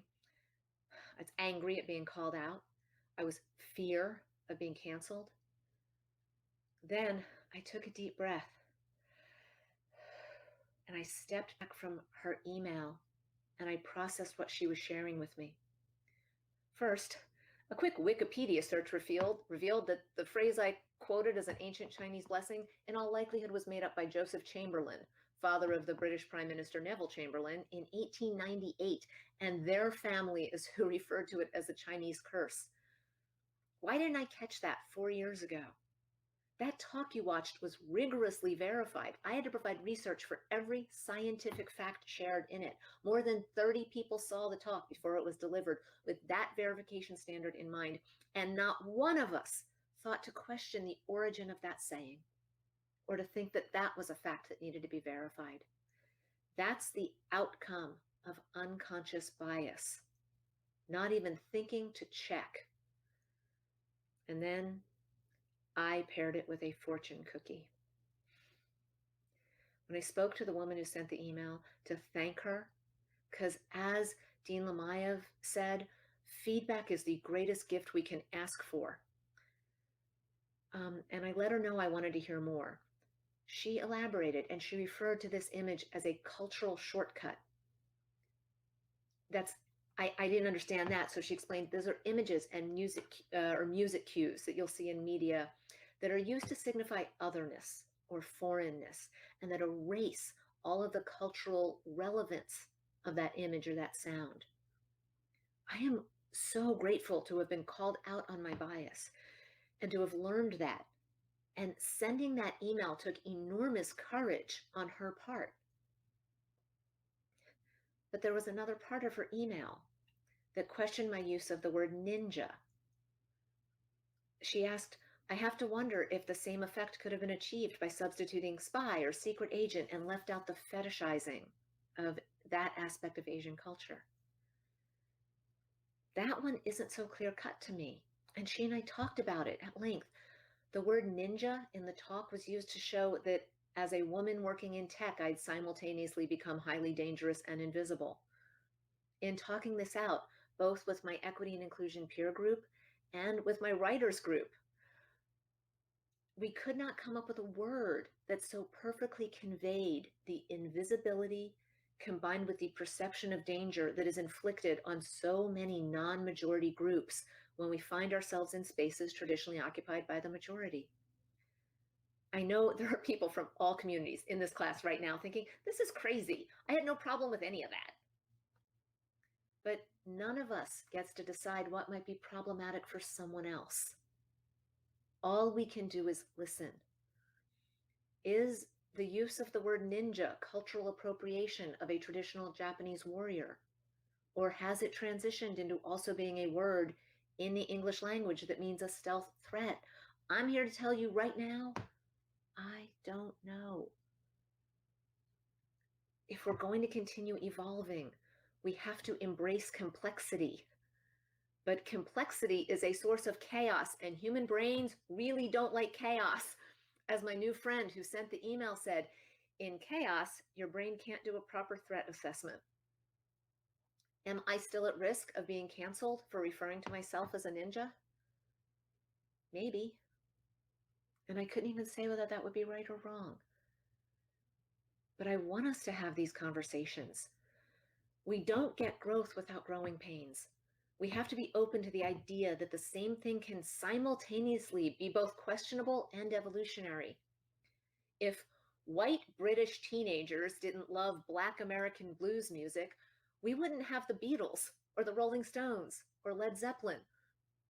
But we can't ignore the fact that the originators of that music never reaped the financial rewards because the white power structure of the music industry siloed their music and only marketed it to a limited audience. So all the wealth went to those who were inspired by it or outright stole it. That is the worst form of cultural appropriation. Cultural appropriation and cultural evolution often look the same, and we don't solve that by becoming more divided. But we must work to ensure each group is able to reap the largest benefits of the culture they bring. Another aspect of stereotyping is telling people what they can't do because of what they look like or where they come from, which is why I don't agree with telling anybody to stay in your lane. But we have to be really aware of who might be zooming across all the lanes, blocking everyone else's progress for their own benefit. Should I be the person brought in to talk about unconscious bias? Some people from certain communities say, no way, it's not your journey. And others from those same communities will say, thank God we're not the only ones talking about this. And both of those views are right.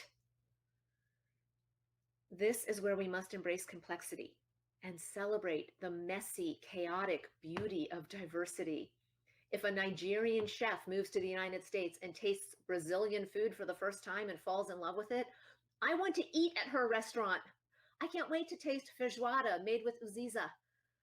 I want to hear rock and roll music played on a sitar, and I want to hear a traditional Indian raga played on a Stratocaster. I want to see a rap-based musical on Broadway about the founding of America where Aaron Burr and Thomas Jefferson and George Washington are played by Black men, because for the first time ever, the best person for the job actually got it. And maybe next time they'll be played by Asian women or transgender Muslims. It's a new day, a day where we stop looking for easy answers and we hear the voices that have too long been silenced, where we stop looking for people in our workplaces to be a culture fit and seek out and celebrate those who are a culture add, where we all agree to bear the discomfort of progress, to create safe spaces, not for ourselves to continue thinking we're fine because we don't have racist or sexist or prejudiced intentions, but for others to share their diverse perspectives with us so that we may hold ourselves accountable for the inadvertent racist and sexist and prejudiced outcomes our behavior creates, and our society creates, and our history creates. Remember, intentions don't matter, only outcomes.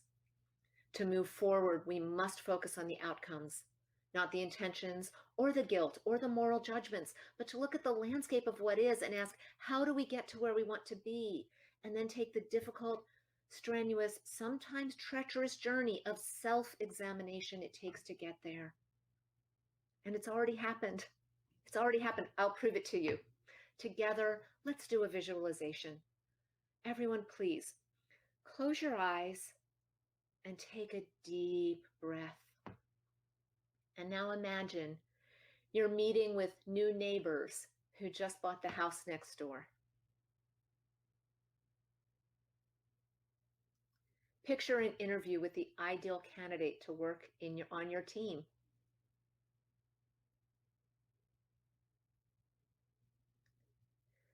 Visualize your state swearing in a new governor.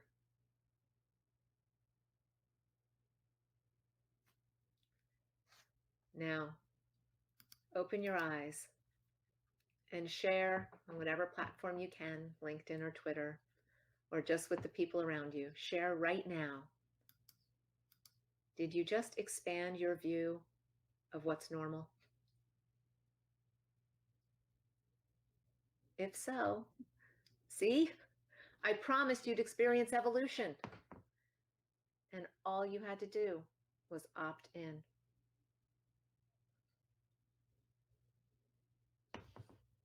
Thank you.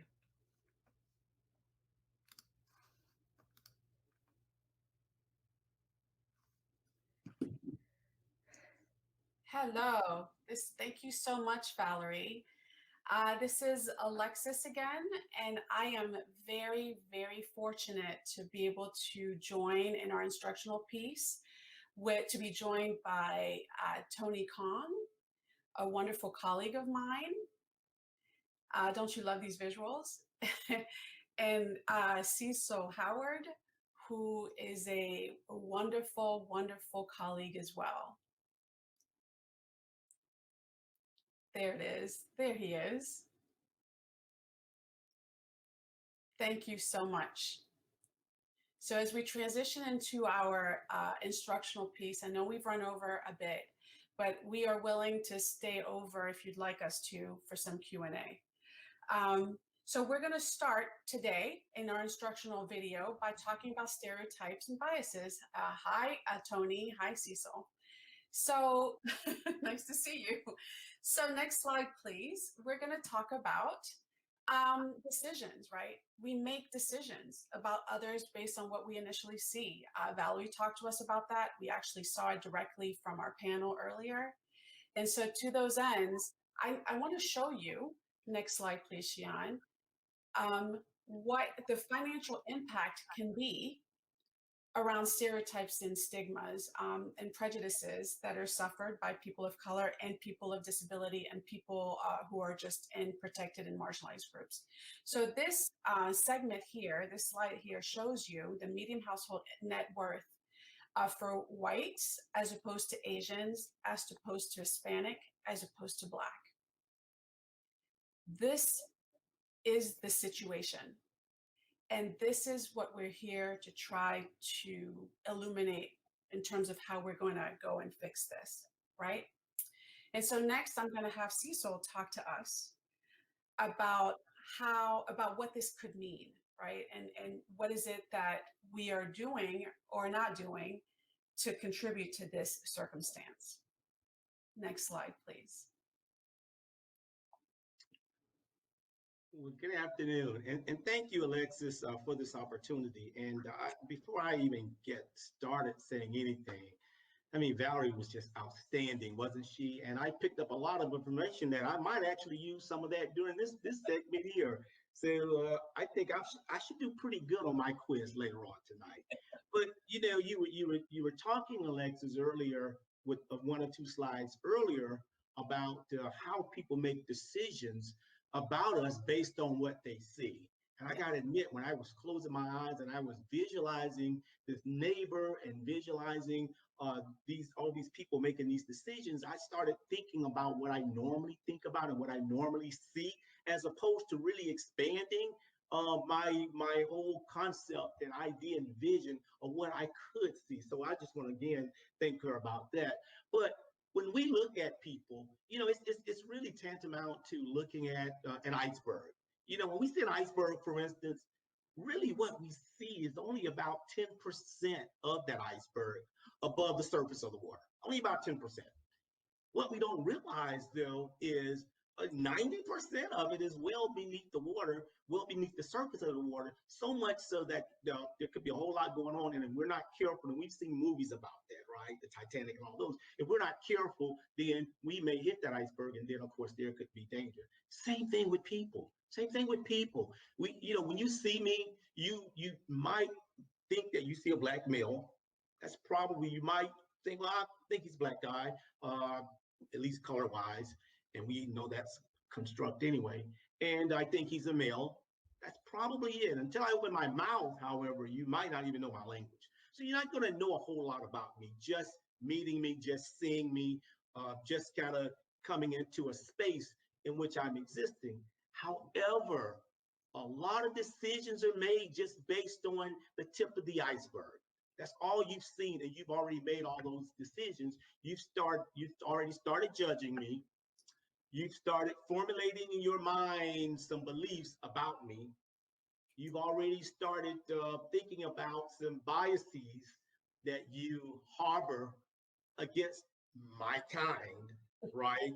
So it's important to make sure that you can see beyond those. And that's what the whole hope here is, because there could be some consequences, and we're going to talk about those. But when you see me getting on the elevator, for instance, and you're thinking, oh gosh, do I hold my purse? Do I stand on one side of the elevator? Thank God there's social distancing now in the elevators that has little dots and spots for us to sit on, stand on. Or do you just kind of just look up at the floors and just pray to God that, Lord, hurry up, let's let this elevator hurry up and get there. I mean, all of those things go through your mind. What a lot of people are not realizing is that one who has probably been stereotyped in many instances, I'm thinking that you're thinking the same thing. So I'm praying that this elevator hurry up gets to the top floor as well. I'm we were doing all this social distancing way before all of the coronavirus and everything associated with it. So I'm maintaining my social distance as well, because I don't want you to put yourself in a position where you are in fear of me because of some stereotype that you're harboring against me. So when the effort, though, within the workplace is made to engage people, to understand people, to get to know them, as opposed to just making these decisions, then you start to get beneath the surface of the water. Then you get into that 90%. Then you start to formulate bonds. You start to formulate friendships and relationships such that now you can make more informed decisions. When you don't, that leads you to this phenomenon that I refer to as our three-headed monster. Next slide, please. Let's talk about that. So the three-headed monster is based on three phenomena. One, the stereotypes. Stereotypes, and those are what we refer to as beliefs. Those are things that we may have learned some time ago. Some of us learned them at the kitchen table.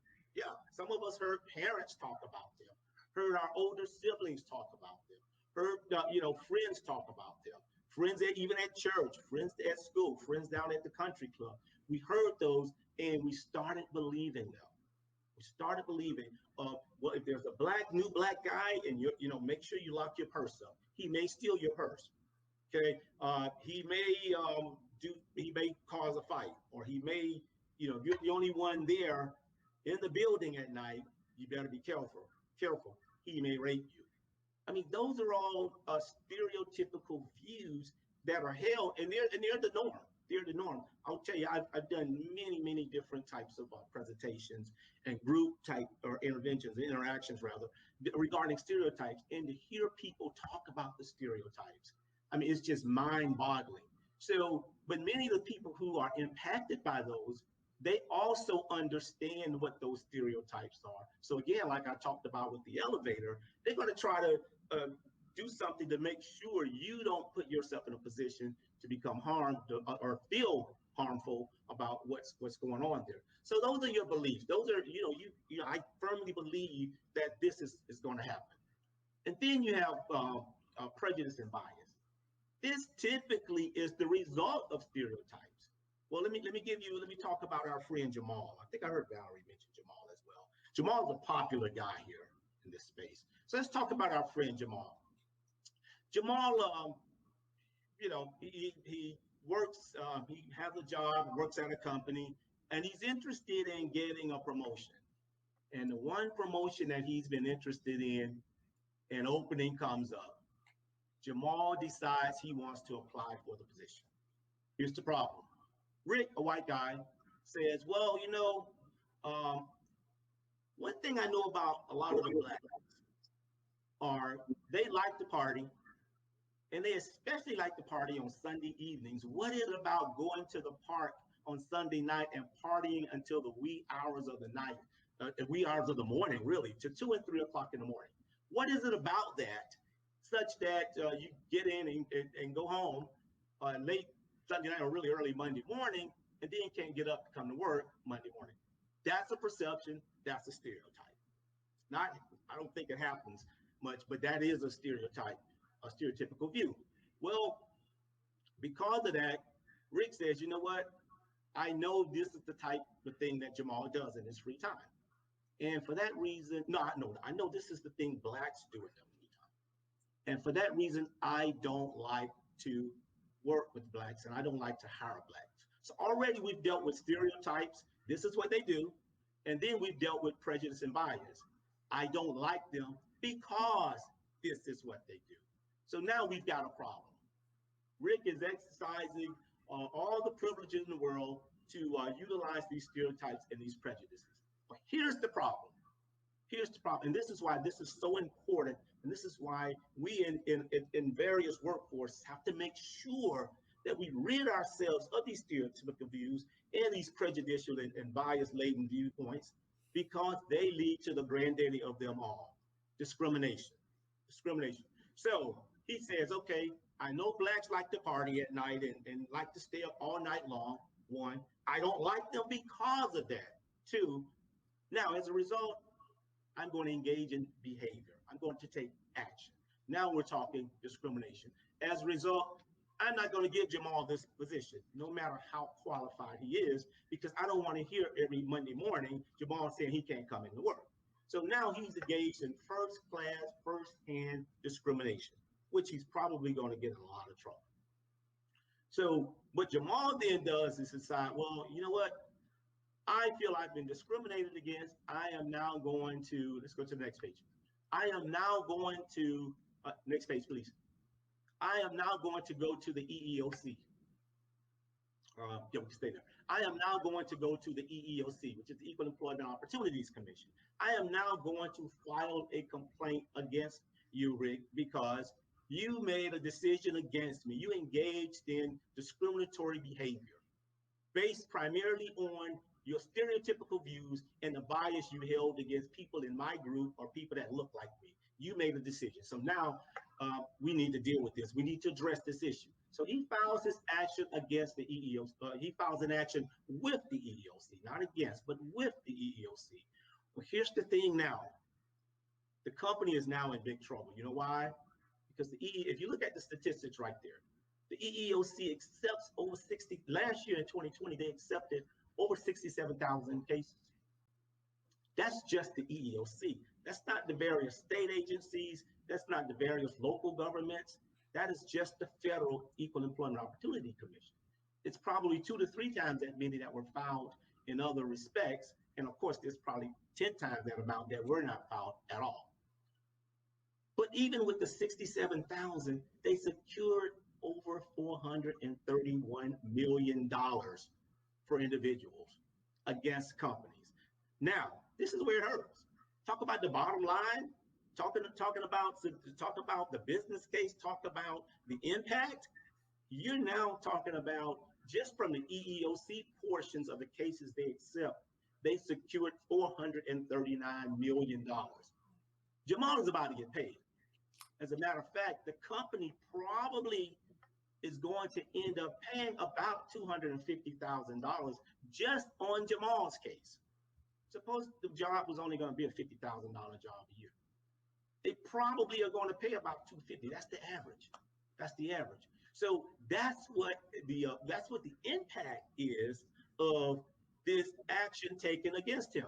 Now let me just say this though. Apart with the three-headed monster, to stereotype somebody, it's not necessarily against the law. You think Blacks just like to party all the time. To hold and harbor prejudicial views against them is not necessarily against the law. You think, well, I just don't like them. There's no law that says you shall like Blacks. There's no law out there. But then when you engage in that third one, now you are engaging in the discriminatory action, now illegal discriminatory action. That's what's going to bring us to this page here, where somebody is going to be paying some money. Jamal is going to put some money in his pocket, and he may, in fact, be able to party all night after he leaves the EEOC because of the situation here. And then I'll end with this before I move on from this page. This is a big thing that we see in many, many different companies, many different employment situations. Now Rick is upset with Jamal. The nerve of him, the audacity of him to file a complaint against us. As good as we've been to him, we've heard that. As good as we've been to him, the nerve of him. Well, you know what? Now we're really upset with him. Not only did he not get the role, we're firing him. You're gone, Jamal, out of here. Well, guess what? Company A just got a new lawsuit against them for retaliation. Retaliation is easier to prove than discrimination. So now Wall is in hog evidence, some would say, because he has a much easier case now to show that all he did was oppose discrimination by filing that complaint against them. And this is what happened. And let me just make this point about retaliation because it's so important. And oftentimes when I talk with companies and talk with employers doing training, they don't even realize it. Some people firmly believe that when a person files a charge against the company with the EEOC or some other type of anti-discrimination agency, if they lose the case, some people believe, oh, well, see, I told you there was nothing. Now he lost the case. Now we can fire him. And then they'll go and fire him. You cannot do that. All Jamal had to do was file the case. As long as he filed the case, it's not the outcome that matters. It's the fact that he did oppose discrimination and filed the case. So that's what makes this case a lot easier. And I'll tell you this, last thing on this one.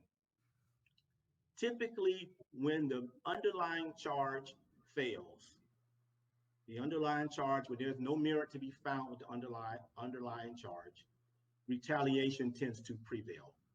That's why you see retaliation as the number one claim filed with the EEOC, followed behind disability, and then race. Race for a long time was number one, but you see race has been relegated to number three. But don't miss out on retaliation, and certainly do not miss out on disability. Those are the things that are catching our employers, and that's what's bringing them to a position of having to pay about $250,000 per case. So let's move on, next page. So now what we have here are what we refer to, or what's commonly referred to as stereotypes, common stereotypes. Now, these are not stereotypes that we thought of. These are generally held stereotypes. Many of them I've compiled over the years from just engaging in training and talking to groups of people. And they love to have those type of trainings anyway, when you just give them the opportunity continually just to throw them out. They love that. Mm-hmm. So I want you to read off these stereotypes, but first I want to ask all of the participants to look at your screen and look at the tiny url.com/USF poll and put that on your phone or your computer, or use your phone and scan that QR code at the bottom of the screen so that you can participate in this poll. So Cecil, tell them what they need to do. Yes, so I will go ahead and read them off, and you will see that each has a letter by it. And all you need to do is just put in the letter that you believe is a stereotype you may have engaged in. Yeah, that you may have engaged in. It's not going to come back to you. You're not going to be tested on it. Trust me on this one. Just put in the letter. A, blacks are good at sports. B, blacks are great dancers. C, men are strong and do all the work. D, women aren't as smart as men. E, men who spend too much time on the computer or read are geeks. That's Asian men. I'm not sure what happened there. Okay, I'm sorry. I was assuming everybody, if you can't, I'm reading this because I know everybody can read, but I'm reading it in case it's too small for anybody to see. Is that okay? Yes. F, all black women are very angry, are so angry rather. G, all blondes are unintelligent. H, the elderly has health issues and behave like children. I, all Arabs and Muslims are terrorists. J, darker skinned people are unacceptable. K, all Jews are stingy. L, all Asians are good at math. M, all Irish people are drunks and eat potatoes. I, women, I'm sorry, L, M, something's hard. I, women are only concerned about physical appearance, and N, older people don't know technology. So if you could select one, if you have engaged in those stereotypes or held a belief into one of those stereotypes, then certainly vote, and we will see it in the word cloud real soon and give you an indication on what is most popular and most prevalent amongst this particular group here. So I'm reading off to give you time to get it in. Are we going to look at that now? I can barely see it. Okay. Yes. Gotcha. So I'm looking to see what's happening. Shihan, your technology is showing to everyone in the world right now.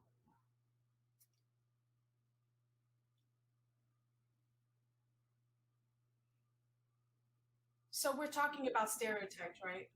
So I'm going to start by being a bit provoking and talk to you about, and so have an engage rather in a conversation with my colleagues around what stereotypes look like and feel like. So Tony, did you want to start by asking me a question? Sure. So here are just some examples about stereotypes or microaggressive statements we typically make in the workplace. And because these are so common, it may resonate with your own experience. Alexis, why are all Black women so angry?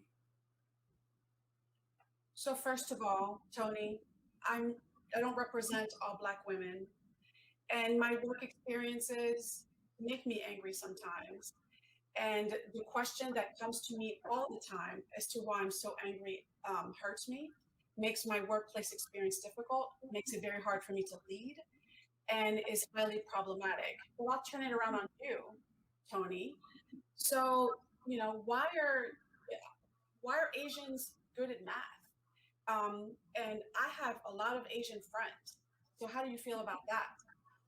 First, I appreciate that you have a large circles of friends, but you don't have to emphasize they are all Asians.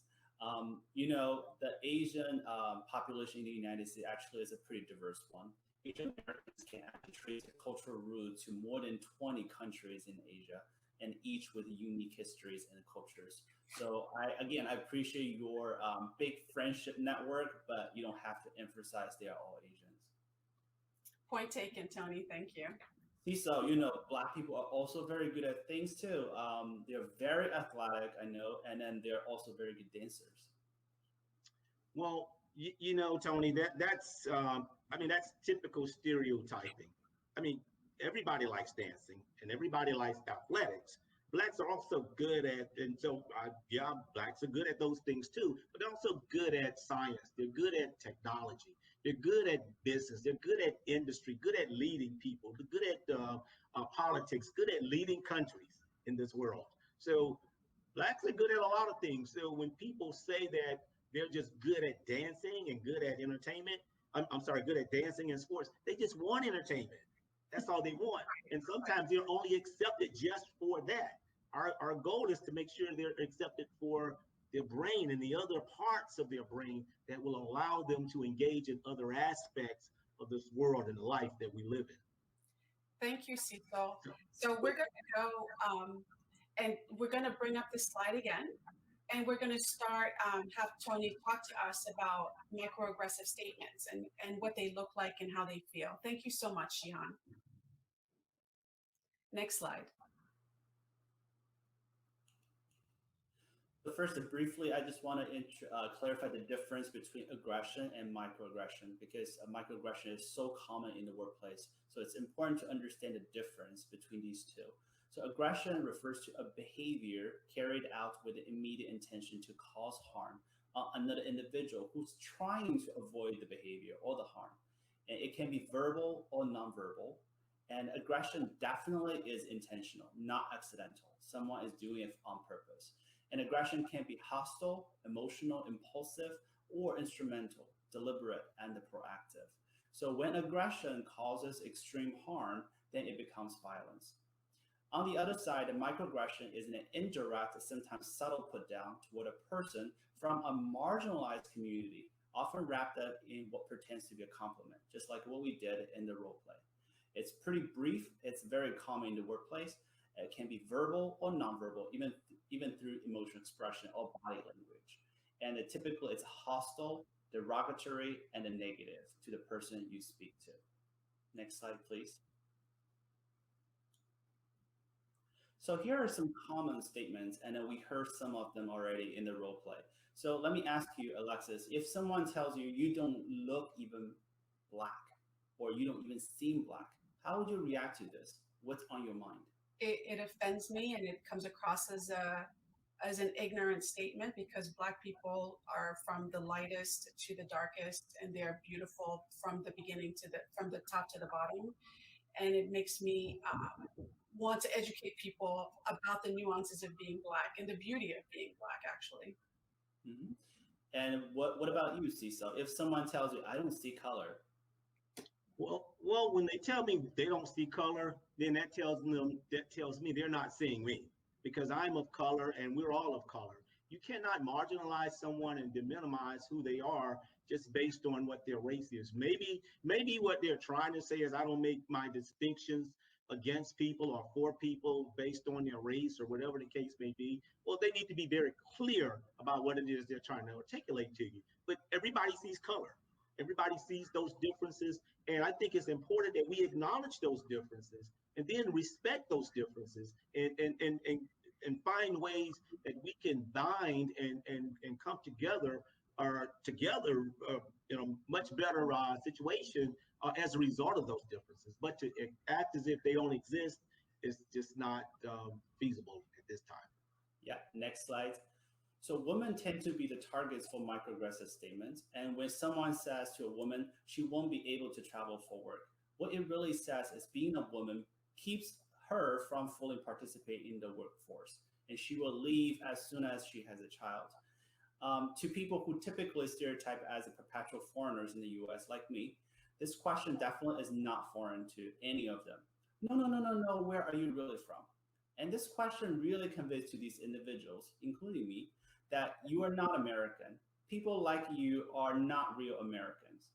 So finally, when someone said, "Oh, that's so gay," to a member of LGBTQ community, what it really says is being gay is not acceptable or desirable, and it is weird for someone to behave in a feminine way.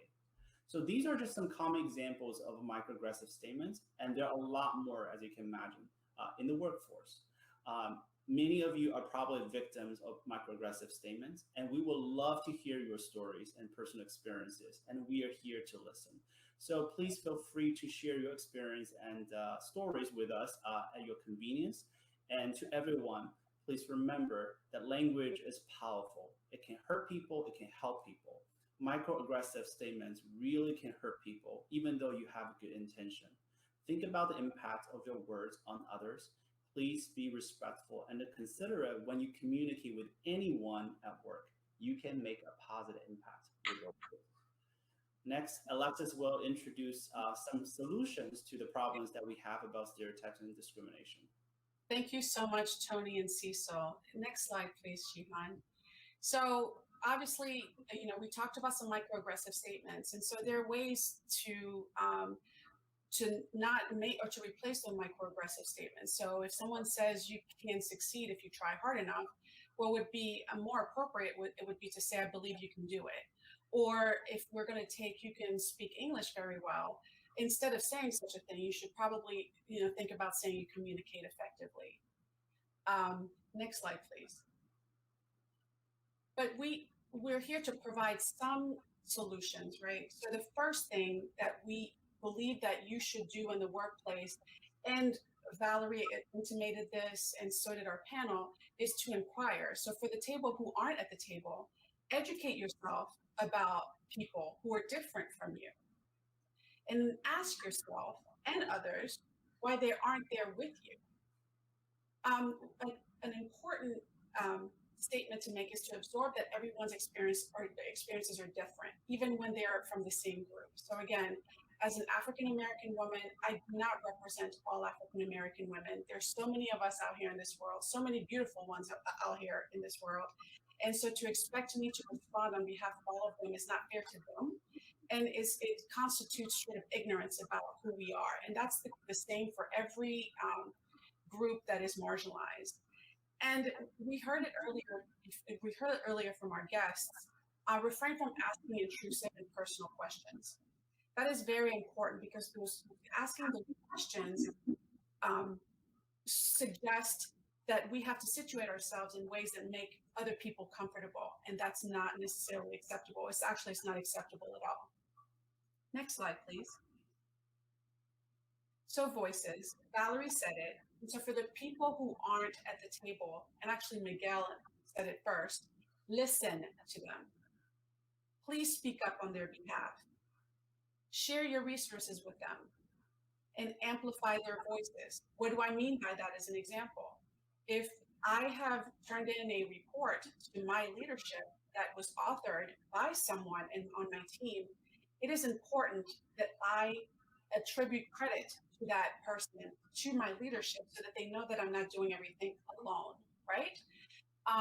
And so also show your support to them. Acknowledge them and make them understand that you're always there for them. And then invite them to the table, but that's not enough. Make sure they're heard at that table. So again, Valerie intimated this earlier. Let them speak. And when they're being spoken over, make people stop and say, no, you've interrupted these people. They have something to say. So next slide, please. Tokenism. So a lot of people experience tokenism, and so I'm going to start by defining it. It's the word that's used to describe when a person who is a member of an oppressed group is used as a token of diversity at an institution or organization. Tokenism is checking a box, and that's not fair to your organization, and it is not fair to the person who is checking that box for you. And so there's some steps to mitigate tokenism, right? So spend time getting to know your team and your colleagues, and find out what their individual strengths are, right? So then you're not just making a summary statement about one person checking off boxes for you on a regular basis. Get to know everyone on your team and ascribe credit and distribute those strengths across the organization. Clearly communicate roles and responsibilities. And so make sure that people know what is expected, what you expect of them, and what they can expect from you. And so those are two ways to address tokenism. The third one is empowerment in decision making, and i.e. delegated authority. So in my case, I have a wonderful group of people who work with me, and I delegate authority to them, and I trust them because I empower them to make decisions. And the last point I want to make on tokenism is this idea of inclusive networking. So welcome your staff, provide a welcoming environment to them so that they feel that they can bring their best selves to the workplace and to you. So thank you. So next slide, Shihan. So then you have to champion diversity. This is why we're here. This is what we're talking about from Module 1 through Module 7. Believe in the importance of diversity. But Alexis, suppose nobody else accepts that. I mean, you believe it, but what if nobody else accepts it? Then how do we deal with that? So conversation, listening, and all of the steps, all and other steps that we're going to be going over through this module will help us, right? In terms of understanding the importance of diversity. What you've illuminated is the risk of not having diversity, right? And the cost of not having a diverse workforce. And so with all of these variables, we are positioning everyone on this call, in this meeting, to understand the liability around diversity and to do something to change the landscape in workspaces. Also, we should be able to clearly articulate the importance of diversity. So once we believe it, then we spread the word, right? From the top all the way down, and from down all the way up, to make sure that people understand that diversity is important. And in order to have a successful business model, you have to have diversity. Another one is to remove cues that trigger worries about stereotypes, right? But one that's most important is to recognize your power. We all have power. Moaz Lamayam said it at the beginning when we are all CEOs. And so you, as a person, irrespective of where you lie in leadership, have an opportunity to change the landscape in the workplace by looking at people differently and bringing them to the table, recognizing their talent, and making sure that they're successful because of you. And you have the power to do that. One thing that I will state is that you have to acknowledge and investigate reports of microaggressions and discrimination. I gotta tell you, Alexis, people are afraid. People are very afraid to do that. Understood, but you've explained this idea of what happens when you don't acknowledge or investigate those reports. So first of all, when someone has come to you with a report, understand and know that it has taken bravery and a lot of pain to come forward and talk to you about what they're going through. And if someone has done that, there's a likelihood that there is truth in their statements, and to ignore those and to not investigate them puts your organization at risk. And so you absolutely must acknowledge and invest those reports of microaggressions and discrimination. And if nothing comes of those investigations, at the very least, you will have done what you were supposed to do. That's right. As a responsible leader, as a responsible manager. Amen. And lastly, be inclusive in all aspects of communication. So from the written word to the verbal word, to your gestures, to your eye rolls, to anything that you are doing, understand that you have to be inclusive. You have to understand that your being and your method of communication can actually make your organization better and can make a workplace more comfortable and welcoming and inclusive to people who don't look like you and to people who don't have the same life experiences as you do. Next slide. So what are our takeaways? Tony, did you want to go over those takeaways for us? Sure.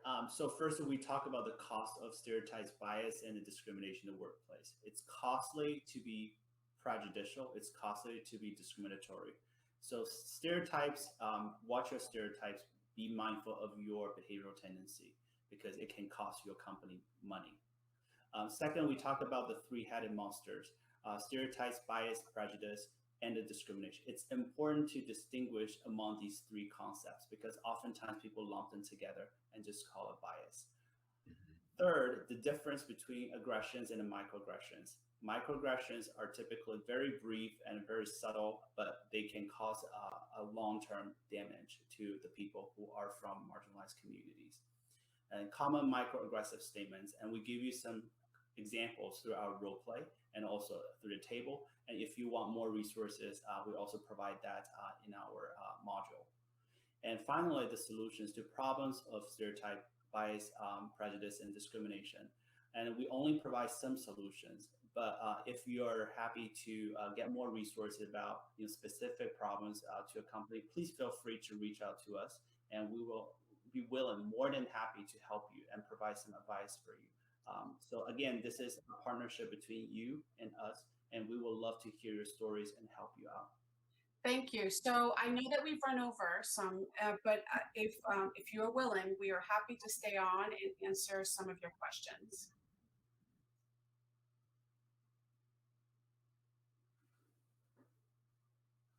So the question is, I feel invisible and powerless in my organization. What can I do to make my leader listen to me? What do you think? Cecil, would you like to tackle that? Yes, love to. One, I think it's important to make sure you find and identify somebody has to be in your organization. Someone has to exist within your organization whose purpose and role and part of what they do is to assist individuals who may be having these challenges that you've indicated. So you've got to identify who that individual is, and that person should be a confidential individual. So what goes on and what's said and stated should stay right there. It should not go anywhere else. So hopefully you do have that individual within your company. If so, you should be able to express yourself and then that person should be put you in a position to give you some options or discuss some options that you may have in terms of what you want to do. I will tell you, as I've said, and as I kind of interjected with Alexis there, and that was by design, anyway, folks, that people are so afraid. People are so afraid to they will remain invisible. They will remain powerless because they're so afraid to even discuss and find and identify who that leader is. Find that person, discuss with that person, and let that person give you some options that you might consider in terms of what it is you're doing. If it's something that's harmful to you, for instance, you know, assault or something to that effect, or even something a little less than that, then we're talking some serious stuff here, and you've got to report it. But if it's just somebody is just ignoring you or cutting you off when you talk, engaging in those microaggressions that Tony talked about, then I think there should be some opportunity for you to have some kind of a discussion with that person. What I wanted to also add is that people you have to be confident about what you know, why you're there, and you should be able to engage with the person by by asking, or by saying, this is who I am, this is what I'm good at, this is why I love being in this organization. And I really love to get past you not seeing me. I really love the opportunity to be able to grow, and I'm seeking your assistance to do so.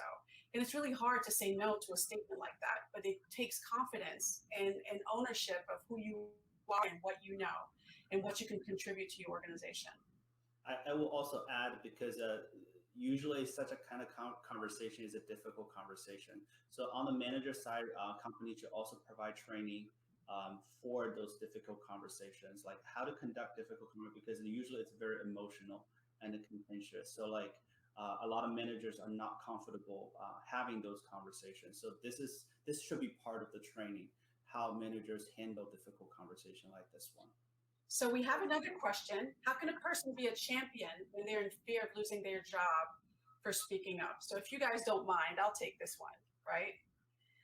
No job is worth having if speaking up for doing the right thing is going to lead you to be fired. And more often than not, if you're explaining to people what is it that you need in order for you to be successful, and those things that you're needing are reasonable, your supervisor, your manager, your leader should hear you and should champion those. And as long as they are contributing to the organization, there should be no reason to be fearful of losing your job. And I know that that's difficult. That is my plight every day, right? But I have found that every time I've gotten up and stood up and said the right thing, I have been applauded for doing that. I have not been fired. And so it is very important that I share that message, because we all function in fear. I function in fear pretty regularly. But what I do is I just get some courage and some strength, and I stand up and I do the right thing. And so just in dialogue with your supervisors and your managers, and figure out what their value systems are, so that you know how to communicate in a way that you can be a champion. So I don't know if Cecil or Tony have anything to follow up on that. I think you said it all. So another question is, how can one ensure there is acknowledgement about the biases in an organization when they seem to be unaware since they're privileged, or probably because of their privilege? Tony, would you like to take that, or Cecil, either one? Cecil, would you like to say Sure. I think one, you can always take leadership roles, if you will. If there are no employee resource groups or affinity groups within your organization, you might want to give some consideration to that.